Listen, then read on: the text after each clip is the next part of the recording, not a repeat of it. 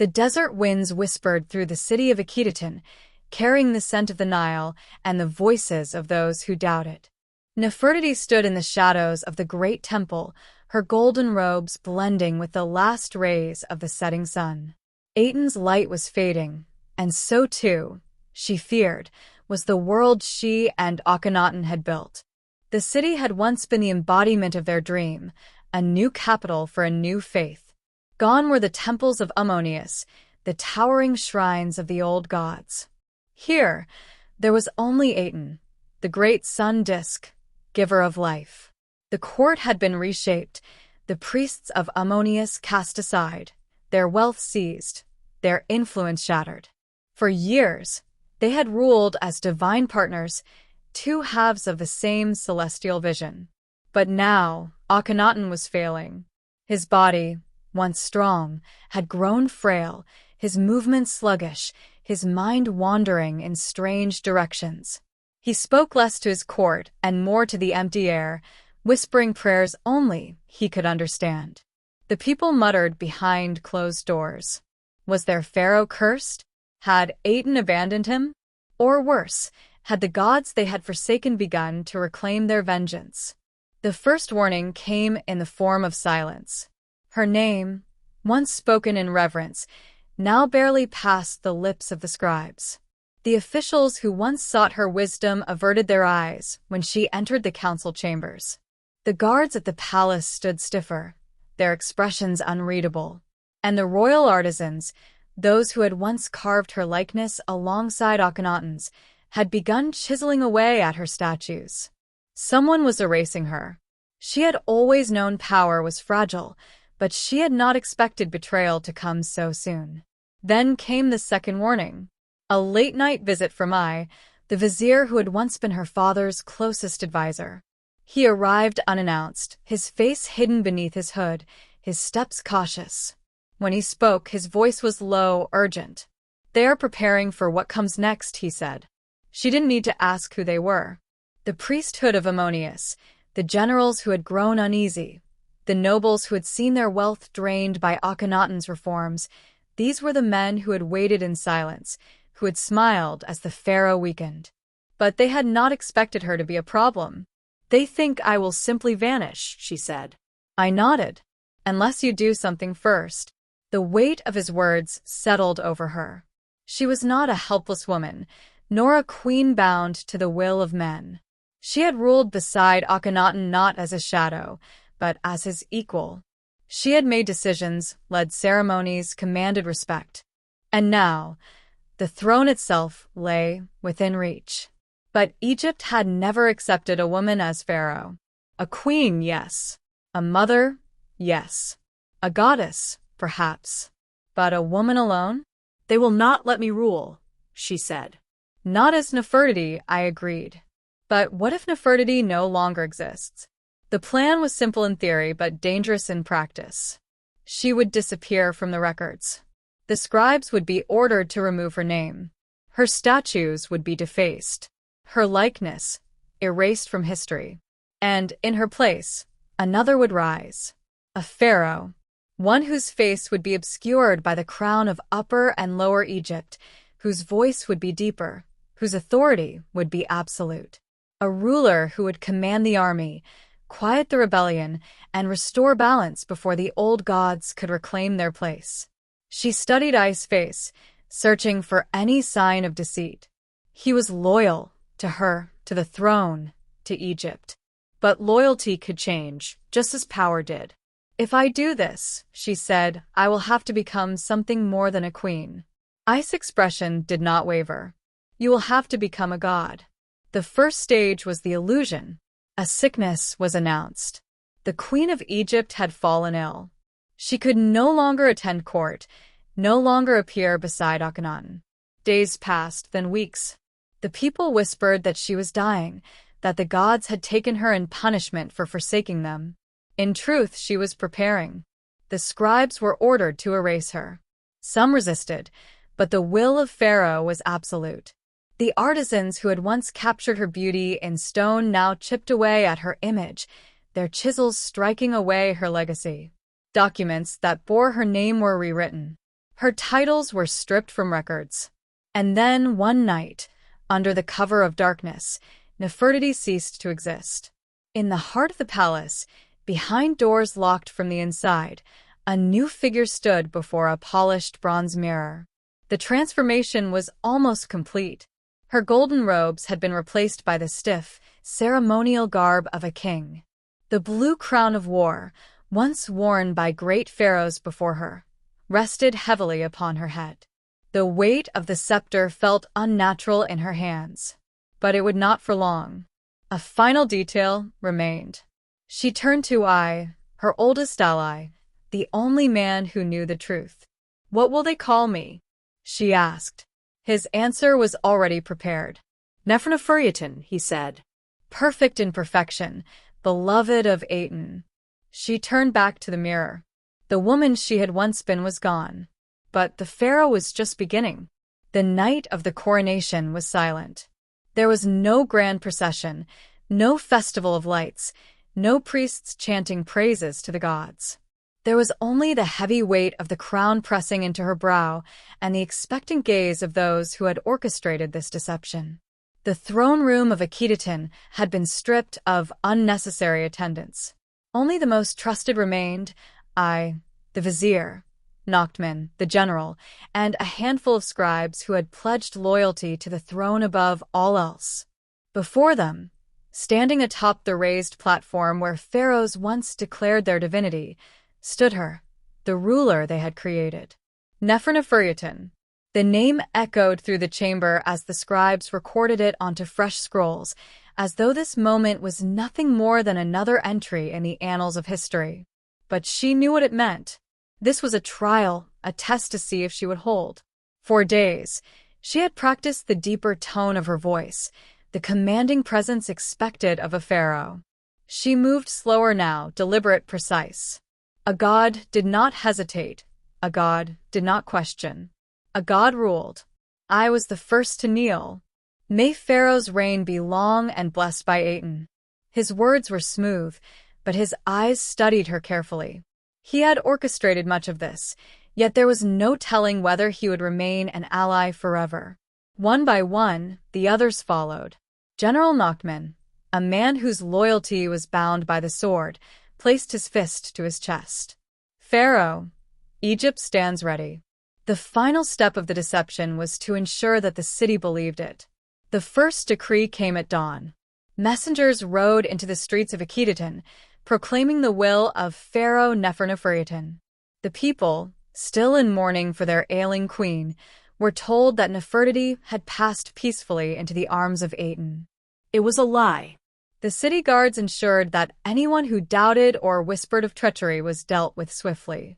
Yet, in the marketplaces, the courtyards, and the dark corners of the temples, people still asked the question: why had no one seen the queen's body? Why was there no tomb prepared? The rumors spread quickly, far faster than I had anticipated. In Thebes, the old priesthood of Amun stirred at the news. They had suffered under Akhenaten's rule, their temples stripped of power, their gods reduced to relics. But now, with their enemy weakened, they saw an opportunity. If Nefertiti had truly vanished, it could mean one of two things: either she had been executed in secret, or she had fled. And if she had fled, she was not dead. If she was not dead, she could return. Her first true test as pharaoh came not from the people, but from the army. General Horemheb had not set foot in Akhenaten for years, preferring the barracks in Memphis, far from the sun-worshipping madness of Akhenaten's court. But he had returned now, summoned by the whispers that reached him long before the official decree did. When he entered the palace, he did not kneel. Instead, he stood before her throne, arms crossed over his chest, the golden sheen of his armor catching the light. His expression was unreadable, but the challenge in his posture was unmistakable. "I did not expect to see another pharaoh so soon," he said, his voice even. She could hear the weight behind the words. He was testing her. He wanted to see if she would falter. She did not. "Egypt does not wait for the weak," she said, her voice carrying across the hall. "The will of Aten does not hesitate." Horemheb's gaze flickered. A subtle movement, but she caught it. He had expected doubt. He had expected hesitation. He had received neither. But it was not enough. The will of Aten, he repeated, as if considering the words. Tell me, Pharaoh, will Aten march to war when Egypt is threatened? Will he bleed for the kingdom as my men do? She did not answer immediately. To speak too quickly was to risk revealing uncertainty. Instead, she rose from the throne and descended the steps, closing the distance between them. The gods do not wield swords, she said, but Pharaoh does. And Egypt is mine to protect. The words were a gamble. If he did not believe them, if he sensed weakness, he could challenge her here and now. The army was the last true power in Egypt, and without them, she was nothing but a puppet. For a moment, the hall was silent. Then slowly, Horemheb bowed his head. Not in full submission, but in acknowledgement. Then let us see if Pharaoh is prepared for war. The threat did not wait. Barely a month into her rule, word arrived from Thebes, an uprising. The priests of Ammonius had gathered support, rallying those who had never fully accepted Akhenaten's vision. The old gods, they claimed, had returned, and Egypt had been betrayed by those who had sought to erase them. It was more than a rebellion. It was a reckoning. She had expected this. But now, standing at the edge of the war to come, she had to make a choice. She could command the army, lead them into battle as a pharaoh should. But in doing so, she risked exposure. A true pharaoh would not wear veils, would not remain hidden behind royal screens. If she rode with the soldiers, the deception would be tested in ways it had not yet been. But if she did not go, if she remained in the palace while others fought in her name, her authority would weaken. And worse, if the priests of Ammonius won, they would search for the woman she had been. They would find her. She would not let them. She turned to General Horemheb, who stood beside her, arms crossed, waiting. Prepare the men, she said. We march at dawn. She would meet the priests of Ammonius, not as Nefertiti, not as the queen who had vanished, but as Pharaoh. The desert wind howled as the army moved at dawn. Thousands of soldiers, bronze shields glinting in the early sunlight, marched under the banner of Aten. The sandstorm that had swept in overnight had settled, leaving an eerie silence in its wake. Ahead, past the dunes, Thebes awaited, a city steeped in the power of the old gods, now a battleground between past and future. Neferneferuaten rode at the front, cloaked in royal regalia, the war crown of Egypt pressed against her brow. The golden chariot beneath her swayed with every movement of the horses. General Horemheb rode beside her, his expression unreadable. He had accepted her authority, but only for now. If she failed, he would not hesitate to remove her. Behind them, the banners of war fluttered in the wind. Aten's chosen army, once Akhenaten's vision, was now a force meant to crush the old ways. And yet, Nefertiti knew the truth. This war was not about gods. It was about power. In Thebes, the priests of Ammonius had declared a rival ruler, a boy king, Tutankhamun, the son of Akhenaten. A puppet, a child placed on the throne by men who sought to reclaim what had been taken from them. The city had risen in support, the temple coffers emptied to raise an army. This was not a rebellion. It was a coup. As they neared the city's gates, the first sight of resistance appeared. The walls, once adorned with inscriptions of past pharaohs, now bore the sigils of the old gods. The statues of Ammonius, once toppled, had been restored. The priests had moved quickly. Horemheb was the first to speak. They will not surrender. No, she agreed. They will fight. And so war began. The gates of Thebes were thrown open, and the city erupted in chaos. Spears clashed against shields, arrows darkened the sky. The soldiers of Ammonius, draped in the old priesthood sigils, met the forces of Akhenaten in brutal combat. The streets turned into rivers of dust and blood. Neferneferuaten remained at the center of it all, her chariot cutting through the battlefield, her voice rising above the clash of steel. The deception had never been tested like this. Every command, every movement had to be perfect. If she faltered, if she hesitated, she would be exposed. A blade swung too close, and she dodged, striking back with the weight of the royal scepter. The battlefield did not care for gods. It demanded only survival. The battle raged for hours. Thebes, once the jewel of Egypt, burned under the weight of war. The priests, desperate to reclaim their dominion, made their final stand within the great temple of Ammonius. It was there that she confronted them. The high priest, draped in the robes of his order, stood at the altar, his face shadowed beneath his headdress. Behind him, the boy king sat in silence, his wide eyes filled with terror. "This is blasphemy," the priest hissed. "You cannot erase the gods." "I do not erase them," she said, stepping forward. "I rule them." The room fell into stillness. The deception had reached its peak. If they saw through it now, it would be the end. But she had come too far, sacrificed too much to turn back. The priest laughed, shaking his head. "You think you are Pharaoh, but I see you for what you are." The words hung in the air. The boy king trembled.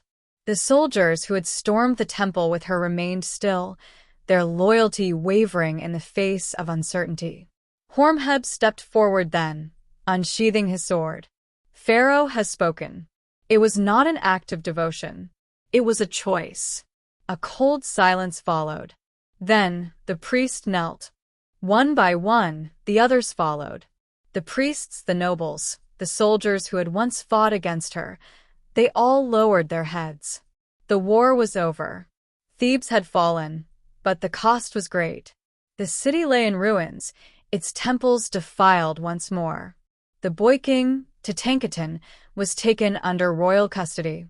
The priests were imprisoned or executed. The kingdom, for now, remained hers. But it was a fragile victory. As the fires smoldered in the distance, Neferneferuaten stood at the edge of the palace balcony, looking over what she had won. I approached, his footsteps quiet against the stone. "It is done," he said. "No," she whispered. "It is only beginning." Because in the shadows of the kingdom, something was shifting. The deception had lasted longer than anyone had expected, but cracks were forming. Horemheb watched her with knowing eyes. The nobles whispered behind closed doors. And the boy king, the last true heir, still lived. The game was not over. It was only a matter of time before the truth caught up with her. And when it did, she would be ready.